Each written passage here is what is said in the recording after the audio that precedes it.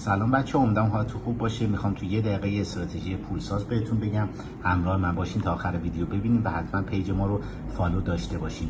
امروز میخوام راجع به یه استراتژی بگم که خودم هم باهاش معامله میکنم. فقط توش کانال و روند مهمه. کانال همونطور که میدونید به این شکل کف و سقف های مرتب داره، حداقل 2 تا برخورد به سقف و 2 تا به کف باشه میشه یک کانال کشید و از هر جای کانال خارج بشه در واقع ما میتونیم معامله کنیم. تو خود کانال هم میتونیم سقف‌هاش رو سل بگیریم، یعنی پیش بینی نزولی بکنیم و کف‌هاش هم احتمالاً پیش بینی صعودی بکنیم. اما وقتی ترکیبش کنیم با روند، یعنی روند نزولی، روندی که کف و سقف‌های پایین‌تر شکل داده میشه، اگر سقفیش دیدیم که پایین‌تر سقف قبلی بود و همزمان سقف کانال بود، احتمال خیلی بیشتری داره که نزولی باشه. دقیقاً مثل همینجا اومده سقف پایین‌تر، روند نزولی و سقف کانال بوده که یه ریزشی رو داشته و باز اینجا اومده سقف پایین‌تر شکل داده و سقف کانال بوده، باز یه ریزش.